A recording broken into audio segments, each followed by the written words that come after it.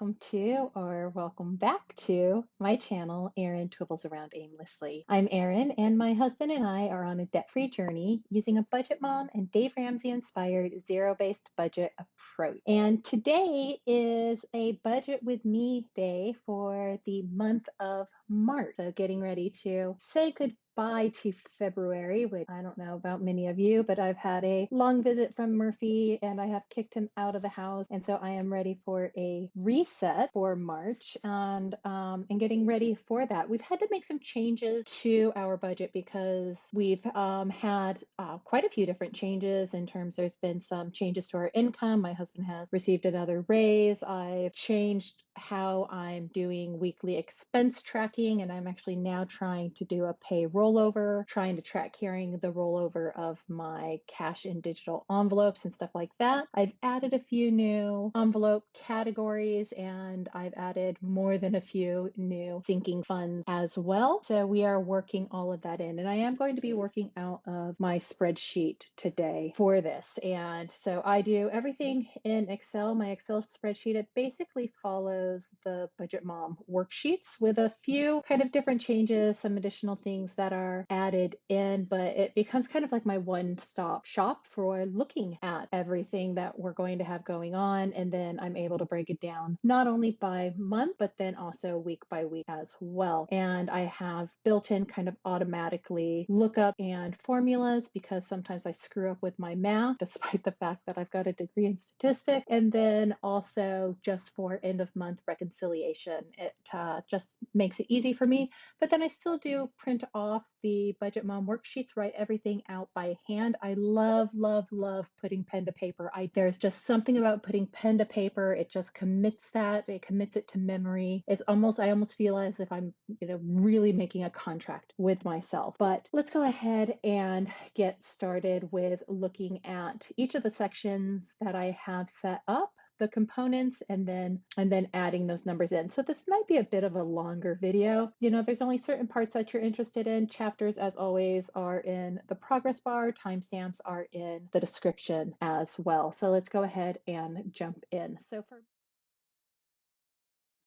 for March is going to be a 4-week of paychecks for us. So I will get paid twice.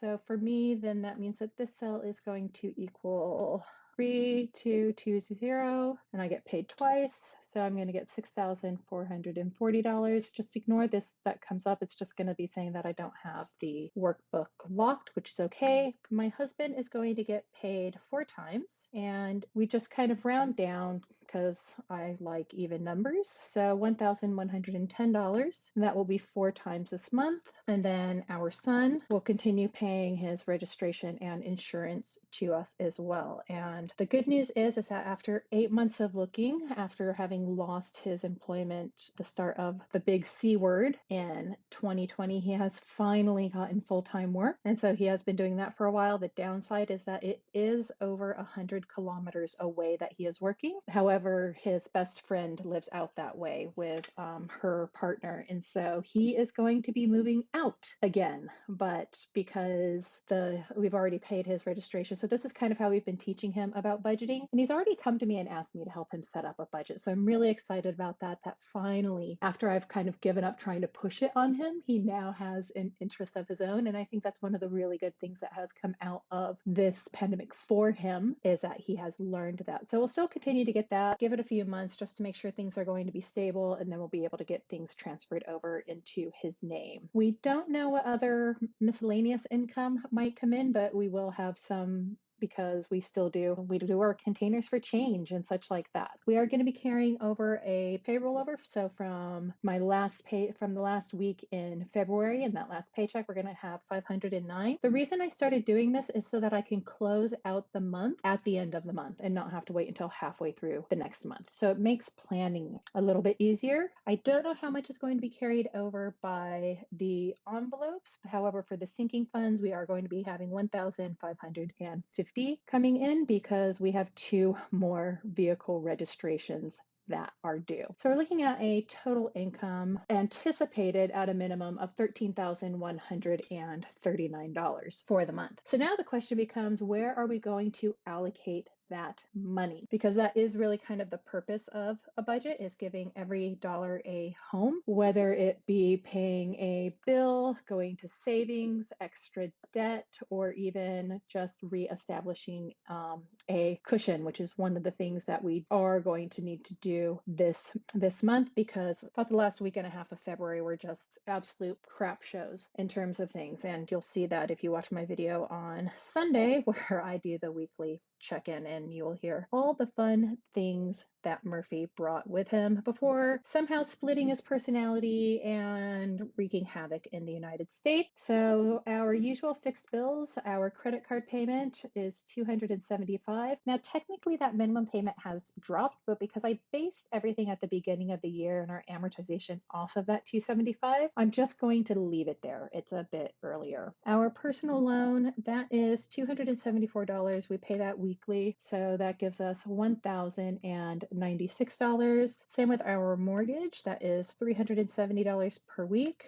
so 4 weeks of paying that, $1,480. Health insurance, they are finally taking it out again. They have started, and it was nice having that additional $320 going towards debt, but now we are going to go back to paying our private cover, which I am fine with because we do utilize it quite a bit. So $80 per week over 4 weeks, and that is going to be $320. And we have looked into our insurance companies to see if we could do a lump sum yearly payment, and it's just not something that is offered by them right now. Not for health insurance, everything is weekly. Home insurance, vehicle insurance, they do monthly. So our vehicle insurance, speaking of the child, that is him that is calling me right now. Home insurance is going to be $235, so that did go up a slight amount since the beginning of the year, as did our vehicle insurance. That went up to $220, and that might be going up more as well because we finally had to have a claim on the mistress this month. The pool, I'm just rounding that up to $20. It's like $18.90 4 times per month. Gives us a nice even number of $80, $50 for my mobile phone, and then $115 for cable and internet. Our last 2 big registrations are coming out, and so the first one is going to be for my vehicle, the Mocking Hawk. So it's a Jeep KL Trailhawk Cherokee, and she is the same as our other Jeeps because it is based off of engine size, and that will be $1,000. And then my husband's Harley, which I call the Mistress for a range of reasons, and you can probably think of some of those, is $550. And because we will now be caught up on the registrations, our amount that has to go to sinking funds is going to actually now drop because we're fully caught up, and then now we're going to start all over again for getting 1 year in advance.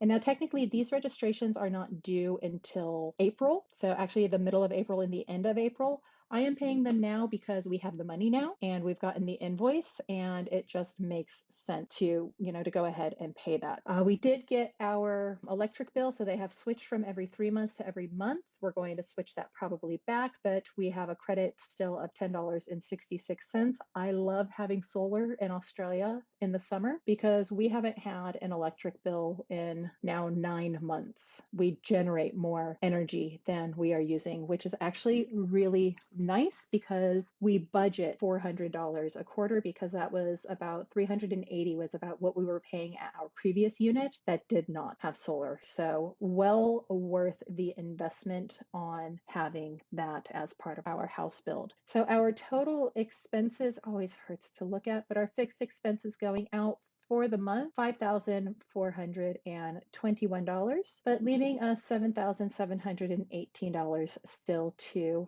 tinker with. So next we're going to go to our cash and digital envelopes. And here's where we have done some shifting around. And so you'll notice I have a new category down here at the bottom, and that is bulk buy. And I've mentioned that I'm on a very specific diet because of my alpha-1 antitrypsin deficiency. And so I am actually on a 3,000 calorie per day diet, 120 grams of protein, but also low sodium, so under 1,600 milligrams of sodium. I have to eat a lot of food, but I also have to make most of my food from scratch. And I've been watching a few different YouTube channels, particularly ones that have had a focus on low sodium cooking. And one in particular, it's called What Was Mommy Thinking? And her name is Crystal. And she is just the loveliest, most brilliant woman. And she has a teenage child that also has some sodium restrictions. And I was watching one of her videos and she was showing how she was bulk making seasonings. And I'm just looking at it going, why didn't I ever think about doing that? Because I've just been buying the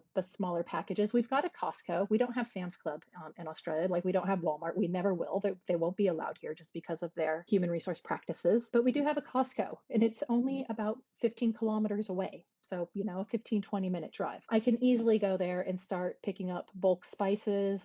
Also, because we bought that eighth of a beast, my husband has been very happy with the meat and the meat quality. And then also with the, with the cattle rancher that in the farm that we purchased it from. So he wants to continue saving towards that. And then also now looking at additional things such as bulk buying lamb, so tasty, and, maybe more chicken. So we've added that one. So we're actually decreasing the grocery to 300 from 350. My husband will still get 100 of that. I still won't track any of it. It's all good, but that 50 is actually going to go into the bulk buying. Household is going to stay at 200 just because there's so many different products and such that I need to get picked up for around the house coming out of summer. And so we'll be moving into fall soon. So doing a lot of deep cleaning, which is always fun. 100 for spend, and that spend is going to be entirely for my husband. I'm actually cutting out my spending for this month just to kind of, as a reset to get myself back on track and to help us get those sinking funds replenished. Fuel. Our fuel is up to $1.81 per liter. I finally had a $100 day to fill up my gas tank because we've been having some issues with the vehicles and I am on work from home. My husband has been taking my car to work and she is a fuel hog. She is just so thirsty. And then my son took her to work a couple times while I was in hospital. He literally went through a tank in 2 days and it was $95 to fill it. And I was like, yeah, welcome to adulting. So fuel is going to be most likely outrageously high. We actually went over budget on fuel for last month by week 3. So we have had to increase that a little bit. Transport, I'm doing 300 because I have to do some traveling back and forth to work, which means I'll be using the toll roads. My husband is using the toll roads. If we're both in a car, both of us get flagged. So we might be using that $75 per week. And then the dogs, $300 or $150 a fortnight for $300 for them. I do not know what the envelope rollover is going to be yet. That will come in later. Not scheduling anything for miscellaneous now, but I have it there in case I use it. Health, I'm still going to have like a health/beauty fund. So this will be prescriptions and everything else. And it's going to be different from the hospital fund that I have set up. And then bulk buy, that is going to be 50. So that is going to give us, this should be 1,200. So it should have been 300 times 4. And 200, 100, bulk buy 50 times 5 is 200. So $3,150 is what is going to be going into our digital envelopes throughout the month. So right around 850-ish maybe per week that's going into those. So slightly higher than we were doing, but getting a little bit more specific and a bit more focused. So $4,568 left to start putting into our sinking funds. So our emergency fund, we did have to tap into this one a little bit, but we're getting back with here. I'm just going to put what our normal transfers are. So $44 there, $470 for the month to registrations, utilities staying at $370, maintenance staying at $300. We wiped out our maintenance fund, so we have to replenish this. Putting Christmas on hold, it's a good ways away. Putting birthdays and holidays on hold, though I might come back to this because my husband and I's anniversary is coming up on April the 1st. Yes, we got married on April Fool's Day. It was great. And if you were to ever meet me, you would probably, or my husband, or even my son, you would pick up that we are not overly serious people, and neither was our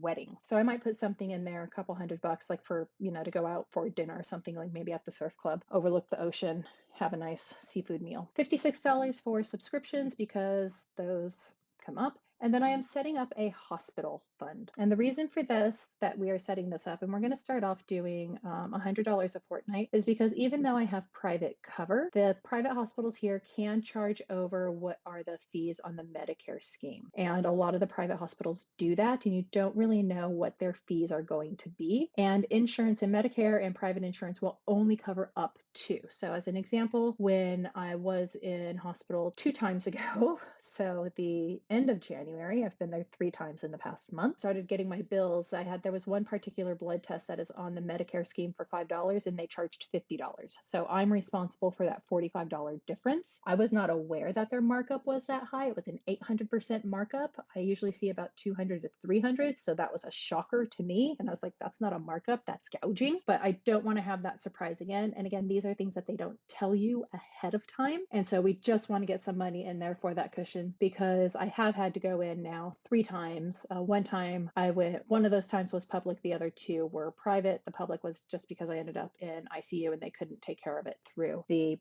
private system at an immediate time. So we thought that that one was pretty important to add. And considering that we had to put in a claim on the bike, we realized that even though we had been paying the insurance, we didn't have any money set aside for the excess. So the excess is a gap. I think it would be the equivalent of a deductible in the US, and our deductibles range anywhere from $250 to $500 on each of our vehicles. So we're going to try and get $1,000 in there, because we had literally 2 of our vehicles had maintenance problems. One was in an accident and had to be fixed. The 4th vehicle is heavily modified for off-roading, not really meant to be on daily roads. So we were down to just the 1 vehicle, and that one kind of blindsided us. Hadn't even thought about it because we had never used it in 3 years. So we went, okay, let's get that saved up. I had been thinking getting money set aside for insurance, but still waiting to see. Most of them are saying that they can't do it on the year, and eventually we'll add in appraisal for the home as well, but that's going to be on hold. But because I'm using this month by month, week by week, I'm just having everything in there so I remember, and it helps with the tracking. So total for the month going into our sinking funds is $1,640, leaving us $1,928 to budget towards debt and then also towards savings. So I do have this goal, and for now I'm sticking to it because I think we'll be able to pull in some income from elsewhere to help top up those sinking funds, and that is paying $2,100 towards our credit card. And that's just following that amortization schedule. That's the minimum extra that I want to pay. This is how we're going to have it paid off in May, and I really, really want to stick to that. I just want to get out from under it. It's going to free so many things up, and then we can take a couple of weeks, really top up the sinking funds, and then start targeting the loan. Because if the personal loan goes into next year, that's okay. But that still leaves us $828 to go towards savings. So I am doing the Budget Mom Challenge this week or this month, and the February one is to save either 5 to 10% of your leftover extra kind of discretionary income before, divvying it up. And so I would fall at around $290, but I just called it $250. So slightly below 10%, but above 5%, because we did have to use up our cushion. I'm going to start building that back up at $175 per week. And I tell you people, this is why we have sinking funds and cushions and such like that. I did not have to use a credit card for any of these expenses. None of the hospital expenses, none of the vehicle expenses, none of the tools that my husband had to go and pick up to fix those vehicles, nothing for fuel when we went over budget. We had all of those little safety nets built in, but it got a bit close for comfort, even for me. And I know some people would say, well, you should put all of that $2,100 towards all of your sinking funds. And I know it's a bit of a risk, but that's just a risk that I'm willing to take at this point. And we can usually generate more income if we need to. So that's going to leave us $403 extra to put towards our sinking funds. So first up, we are going to just kind of top up. I think it was like around $100 that we had to pull from our emergency fund. So that will go back in there. And then the other is going to go to the insurance excess. I want to get that one maxed out kind of immediately. And then after that, I'm going to focus on hospital and then on maintenance. Those are going to be the priority areas. So emergency fund, insurance excess, hospital, maintenance. And hospital and maintenance are kind of a tie for third. and I'll add back in Christmas, birthdays, and holidays. There's not that many of us. That spends every last dime. So you can see there is nothing showing down in here. And that is our zero-based budget for the month. Now we will, as I go through the month, all of these will start to fill in as I do kind of our weekly budgets, which I haven't been filming lately just because I've been quite short on time. I don't know. I might start that up again, but it just seemed like it was getting to be too much. We shall see. If I do, that would go back to being like on a Monday, or I don't know, maybe on a Saturday. Then that's 3 videos in a row: Friday, Saturday, Sunday. I'll have to think on it. I could do a Thursday. Anywho, I've got heaps of time, nothing to do but think. So that is what we are looking at overall, seeing if we can stick to that, particularly grocery. Groceries are just getting so bloody expensive right now. And I know it's not just here in Australia. There's a lot of people in the US. And seeing prices rise. We've always had higher prices here. I love watching people's grocery hauls and seeing what they pay and kind of comparing what I have. I would love to do something where I collaborate with other people of, cost of groceries in this part of the US or this part of the world and such, and seeing, really kind of how those differences are based on geographical region. But even just, for basic staples, I don't eat hardly anything from the middle aisles. Everything, if you were to see my grocery hauls, it's all for the most part vegetable and fruit and raw ingredients so that I can make everything. I'm even starting to make my own bread. Low sodium bread. Thanks again, Crystal, to What Was Mommy Thinking, for that idea. There's really not much that comes in a box. I don't buy anything tinned because we don't have low sodium options here of tinned or canned goods. So not really for beans or tomatoes or anything. Everything has to come fresh. So luckily I love cooking. My husband loves cooking. I always say the kitchen is the only place that we do not kill each other. And that's when we have, sharp knives readily available to us. So that's just something that we've always done, we've always enjoyed, and that's made this particular process easier for that, because it is a lot. If you were to see what I had to try and eat in a day, it's a shocker, really. And I still can't gain weight. I'm still losing weight with it. So we're really trying to work on that because I need to keep that weight to stay healthy. So a little bit of a tangent there. I'm sorry, squirrel moment, because I'm like, ooh. So that is it that we are doing. How are you guys coming along with your March budget? How was your February? Did Murphy come and visit you, and have you managed to kick Murphy out of your house? What changes have you seen month to month in things such as your grocery spending, your household spending? Is fuel as crazy there as it is becoming here? I mean, I know that we have to import a lot of our goods, but my goodness, when I start paying triple digits for fuel is about the time that I shed a little tear. I don't even drive that much anymore. But if you have any of those, leave those in the comments of how it's going. I love making comparisons in prices. So even if you have, what are the prices for some of the staples? Milk, or a head of lettuce, or a bag of romaine, what would it be? 2 pounds of chicken breast, because we have kilos here, and so 1 kilo is 2.2 pounds. Though I suppose you could put one, and I would be able to convert it to 500 grams, mint, ground beef, what are some of your prices around that? It'd just be interesting to see. I'm a curious kind of person of what those costs are and how that varies by location.